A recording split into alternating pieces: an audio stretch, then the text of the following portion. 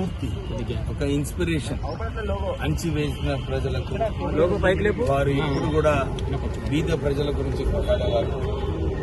ఎప్పుడు భయం అని నిన్న గతంలో చూడలేదు. మా నాన్నగారు కాకా వెంకటస్వామి గారితో చాలా కామన్ లింక్ ఉంది.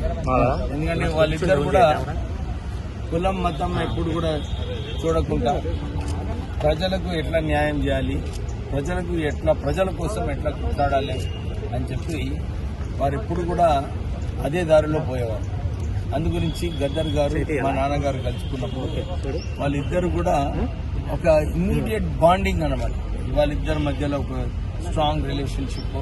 వాళ్ళు అనేకమైన సమస్యల మీద చర్చించినప్పుడు కూడా వారు ఇదే ఎట్లా బీద ప్రజలకు మనము ఉపయోగపడాలి, ఎట్లా వారికి న్యాయం చేయాలని చెప్పి ఇప్పుడు కూడా ఆలోచించేవారు.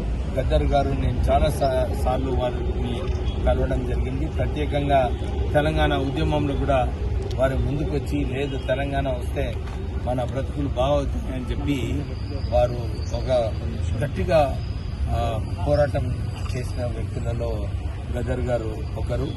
వారిని ఎట్లయితే తెలంగాణలో చాలామంది తెలంగాణ గురించి కొట్లాడారు, కేసీఆర్ గారు కూడా వారిని అట్లానే పక్కకు పెట్టినారు. ఎవరైతే మంచిగా పోరాటం చేశారో వారికి ఇంకెక్కువ గౌరవం కల్పించే అవసరం ఉంది. కానీ ఆ రోజులలో కేవలం ఒకటే కుటుంబం పైన వారు దృష్టి పెట్టుకొని ఇతర వాళ్ళకి ఏదైతే క్రెడిట్ రావాలో చేయడం జరిగింది. నేను కూడా ఈరోజు మాట్లాడేటప్పుడు ఇదే చెప్పాను. మన కులం మతం చూసేది అవసరం లేదు.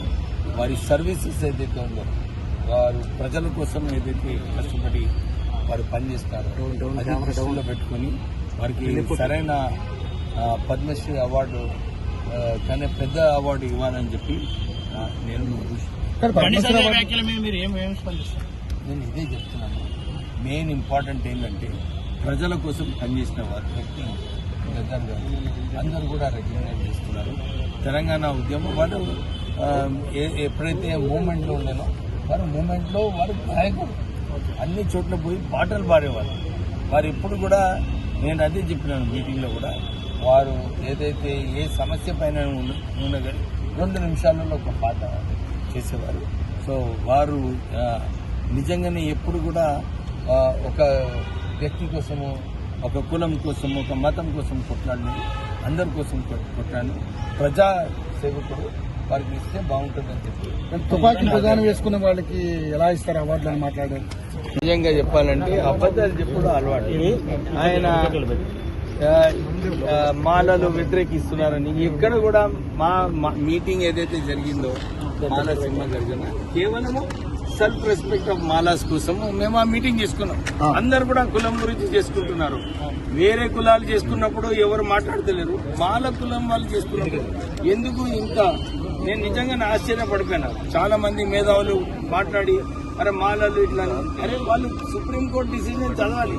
నిజంగానే సుప్రీంకోర్టు డిసిజన్ ఏదైతే అమలు చేయాలనో కేంద్రం అమలు చేయాలి. ఎందుకంటే దాంట్లో ఏమున్నది ఎంపెరికల్ డాటా తీయమన్నారు. ఎవరు వ్యతిరేకిస్తున్నారు? ఎవరైనా వ్యతిరేకించొచ్చా? సుప్రీంకోర్టు నిర్ణయం. మాదిగలు అణచివేతకు గురవుతున్నారని చెప్పేసి కాన్సెప్ట్ తీసుకొస్తున్నారు కదా. ఇప్పుడు మీరు చూసినారు దేశాన్ని దోచుకున్న వాళ్ళు ఎలక్ట్రల్ బాండ్స్ ఇచ్చిన వారితో సంబంధాలు పెట్టుకుంటున్నారు. అక్కడ దోచుకున్న వాళ్ళ మీద ఎవరు మాట్లాడతలేరు. కానీ కేవలము మాలలు ఏదైతే ఉందో బ్యాక్లాగ్ ఉన్నదంటే ఏమన్నా మాట్లాడినా బ్యాక్లాగ్ ఉందంటే ఫీల్ కాలేదు కదా. మాలలు ఎక్కడ దోచుకున్నారు అర్థం చేసుకోండి.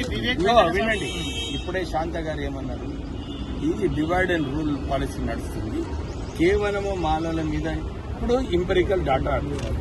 ఆ డాటా ప్రకారంగా సుప్రీంకోర్టు డిసిషన్ ఏదైతే ఉన్నదో ఎవరు వ్యతిరేకించలేదు.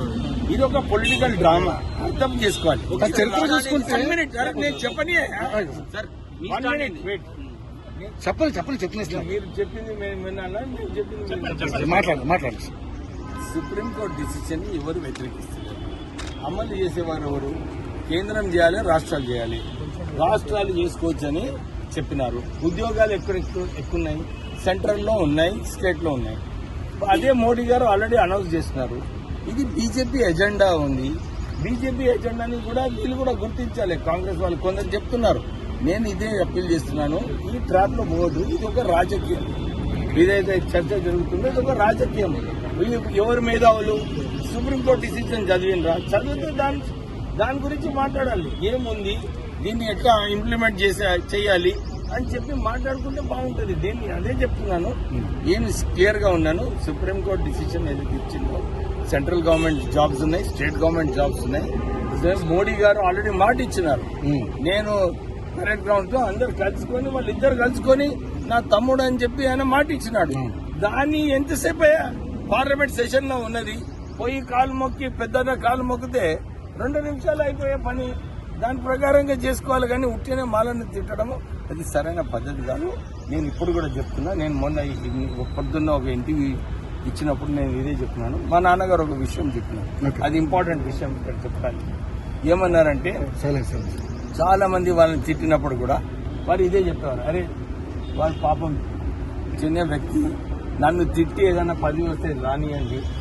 దళితుల వ్యతిరేకంగా ఏమి మాట్లాడను. నేను ఎవరి వ్యతిరేకంగా నేను మాట్లాడా.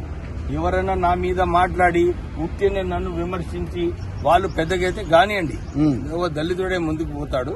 ఎందుకంటే దళితుల సమస్యలు చాలా ఉన్నాయి. ఈ సమస్యలు కొట్లాడాలంటే అందరు కలిసి కొట్లాడినప్పుడే. ఎందుకంటే ఆర్థికంగా ముందుకు రావాలి. చాలా మందికి సబ్సిడీలు రావటం లేదు. చాలా మందికి ఇప్పుడు కూడా కుల వివక్ష ఉంది. దాన్ని కొట్లాడేది అవసరం ఉన్నది. అందరు కలిసినప్పుడే మనం కుల వివక్ష కొట్లాడచ్చు.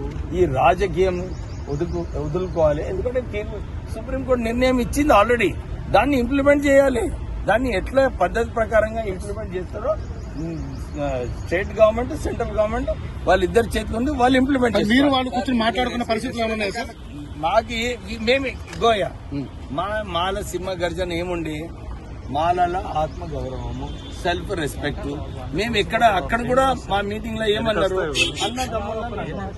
మేము ఎవరు వ్యతిరేకంగా ఏమన్నా విమర్శించినామా? ఎవరు మాట్లాడలేదయా? అందరు కూడా ఇప్పుడు కూడా ఇగో బాబు ఎవరో ఒక్కళ్ళు ఇద్దరు మాట్లాడుతున్నారు. కానీ మెజారిటీ ఆఫ్ ద పీపుల్ ఎవరు కూడా ఎందుకు మాట్లాడినరు? వాళ్ళని తిట్టినప్పుడు కూడా వారు ఇదే చెప్పేవారు. అరే వాళ్ళ పాపం చిన్న వ్యక్తి నన్ను తిట్టి ఏదైనా 10 వస్తే రానియండి. దళితుల వ్యతిరేకంగా ఏమి మాట్లాడను. నేను ఎవరి వ్యతిరేకంగా నేను మాట్లాడా. ఎవరైనా నా మీద మాట్లాడి ఉట్టినే నన్ను విమర్శించి వాళ్ళు పెద్దగైతే కానివ్వండి. దళితుడే ముందుకు పోతాడు. ఎందుకంటే దళితుల సమస్యలు చాలా ఉన్నాయి. ఈ సమస్యలు కొట్లాడాలంటే అందరు కలిసి కొట్లాడినప్పుడే. ఎందుకంటే ఆర్థికంగా ముందుకు రావాలి. చాలా మందికి సబ్సిడీలు రావటం లేదు. చాలా మందికి ఇప్పుడు కూడా కుల వివక్ష ఉంది. దాన్ని కొట్లాడేది అవసరం ఉన్నది. అందరు కలిసినప్పుడే మనం కుల వివక్ష కొట్లాడచ్చు. ఈ రాజకీయం వదులుకోవాలి. ఎందుకంటే సుప్రీంకోర్టు నిర్ణయం ఇచ్చింది ఆల్రెడీ. దాన్ని ఇంప్లిమెంట్ చేయాలి. దాన్ని ఎట్లా పద్ధతి ప్రకారంగా ఇంప్లిమెంట్ చేస్తారో స్టేట్ గవర్నమెంట్, సెంట్రల్ గవర్నమెంట్ వాళ్ళిద్దరు చేతిలో ఉంది. వాళ్ళు ఇంప్లిమెంట్ చేస్తారు. మీరు వాళ్ళు కూర్చొని మాట్లాడుకున్న పరిస్థితులు ఏమన్నాయి సార్? మేము గోయా మాల సింహ గర్జన ఏముండి మాలల ఆత్మ గౌరవము, సెల్ఫ్ రెస్పెక్ట్. మేము అక్కడ కూడా మా మీటింగ్ లో ఏమన్నారు, మేము ఎవరు వ్యతిరేకంగా ఏమన్నా విమర్శించినామా? ఎవరు మాట్లాడలేదయా? అందరు కూడా ఇప్పుడు కూడా ఇగో బాబు ఎవరో ఒక్కళ్ళు ఇద్దరు మాట్లాడుతున్నారు. కానీ మెజారిటీ ఆఫ్ ద పీపుల్ ఎవరు కూడా ఎందుకు మాట్లాడినరు? వాళ్ళని తిడుతున్నారు. వాళ్ళను రోజు తిడుతున్నారు అని చెప్పి ఆవేదన ఉంటది కొందరికి. కానీ జనరలీ ఎవరు కూడా ఇప్పుడు కూడా ఏ మీటింగ్ లో కూడా మేము మొత్తం తెలంగాణలో అన్ని డిస్ట్రిక్ట్స్ తిరగడం జరిగింది. ఎక్కడన్నా మాట్లాడినామా? లేదు. మీరు చెప్పండి. నిజంగా వివేక్ వ్యతిరేకిస్తుందంటే మీరే ప్రెస్ వాళ్ళు మీరు ప్రెస్ వాళ్ళు ఏం చేస్తున్నారా? అడగాలి కదా ఆయనను. ఎక్కడే వ్యతిరేకించిండ చూపని అడిగిందా? మీరు అడిగారు. మీరు కూడా మేము అడిగితే వాళ్ళు ఏమంటారంటే మా ఉద్యోగాలు వాళ్ళే పట్టుకుపోతున్నారు, మా పదవులు కూడా వాళ్ళే పట్టుకుపోతున్నారు. ఎంపెరికల్ డేటా వస్తుంది కదా బాబు. ఆయన చెప్పండి ప్లీజ్. ఇప్పుడు ఆయన మేము 80% అంటున్నాడు. వస్తుంది కదా కులగలన తెలిసిపోతుంది ఎవరి సంఖ్య. మేము సెకండ్ లార్జెస్ట్ కాస్ట్ తెలంగాణలో. మమ్మల్ని కించపరిచేది అవసరం లేదు. మేము కూడా ఒక స్ట్రెంగ్త్ మాది కూడా చూపించుకోవాలి. మా జాతిని మేము కాపాడుకోవాలి. దానికోసం మేము పోరాడుతున్నాం. మేము ఎక్కడైనా వ్యతిరేకంగా మాట్లాడినామా? ఎంఆర్పీఎస్ వ్యతిరేకంగా మాట్లాడు, మందకృష్ణ వ్యతిరేకంగా మాట్లాడి ఆయన మాట్లాడి ఆయన రేటింగ్స్ పెంచుకోవడానికి చేస్తున్నారు కానీ కనబడుతుంది. మీరు అందరూ కూర్చొని ఒకసారి మాట్లాడుకుంటే ఈ సమస్య మాట్లాడుకోండి. అరే మేము వ్యతిరేకిస్తలేం కదా, ఇక్కడ సింపుల్ మోడీ గారిని కాలు పట్టుకుంటే సెషన్ లో బిల్లు పెట్టవచ్చు, పాస్ కావచ్చు. వాళ్ళు ఇది బీజేపీ రాజకీయము, ఓకే అది గమనించాలి అందరూ కూడా. ఓకే. వాళ్ళు ఇప్పుడు మీరు తెలుసు ఎలక్షన్ ముందు మందకృష్ణ మాదిగే క్లియర్ గా చెప్పినాడు. ఏం చెప్పినాడు? మీరు ఏ పార్టీ ఉన్నా గానీ బీజేపీ భారతీయ జనతా పార్టీకి ఓటేయమన్నారు. ఆయన ఇది రాజకీయం, దట్ ఈస్ ద పాయింట్. ఇది రాజకీయంలో కొందరు మేధావులను సరిగా వాళ్ళు జడ్జిమెంట్ కూడా చదువుకోలేదు. ఆశ్చర్యమైన విషయం, వచ్చి ఏబిసిడి మాట్లాడుతున్నారు. ఇప్పుడు ఏబిసిడి ఇక్కడ ఆంధ్రాలో ఉన్నప్పుడు ఏబిసిడి ఉండే, అది ఆంధ్రాలో ఉండే, ఢిల్లీలో ఉండే, ఇక్కడ తెలంగాణలో లేరు. అదే ఇప్పుడు ఎట్లా అవుతుందా? వాళ్ళు చదవాలి. జడ్జిమెంట్ లో క్లియర్ గా ఉంది ఎవరు ఏమి ఉద్యోగాలు తీసుకున్నారు, ఏమి బెనిఫిషియరీస్ ఉన్నారు.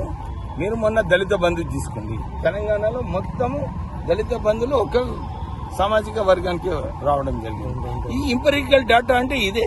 ఎవరు ఉద్యోగాలు ఫాల్స్ ఉట్టిని చెప్పడంలో అవుతుందా? ఏదైతే వస్తుందో ఇవన్నీ కూడా అనలైజ్ చేసి దాని ప్రకారంగా సుప్రీంకోర్టు డిసిషన్ అమలు చేయమంటున్నాము. సెంట్రల్ గవర్నమెంట్ లో కూడా అవసరం కదా, దాంట్లో నెగ్లెక్ట్ కూడా చేయొద్దు కదా. మోడీ గారు ఒక్క బిల్లు పెట్టేసి ఎంపెరికల్ డాటా ప్రకారంగా బిల్లు పెట్టేస్తే మొత్తం దేశంలోనే అన్ని రాష్ట్రాలకే వర్తిస్తుంది. దీనిలో ఎవరికి లేదు. సో వాళ్ళందరూ కలిసి ఉన్నారు. అమిత్ షా గారు అంబేద్కర్ మీద తిట్టినప్పుడేమో ఎవరు ఆయన నోరిప్పడు, మోడీతోని స్టేజ్ లో వాళ్ళిద్దరు కౌగిలించుకుంటారు. పార్లమెంట్ లో కూడా అట్లనే కౌగిలించుకుంటారు.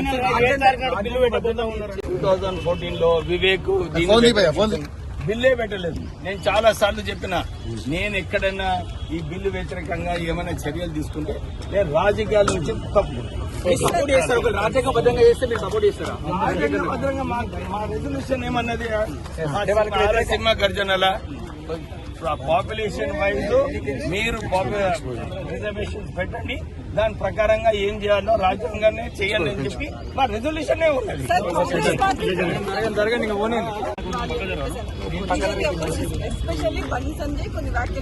ఇప్పుడు ఆల్రెడీ చెప్పిన కదా అది నేనెందుకు తీసుకోవాలమ్మా?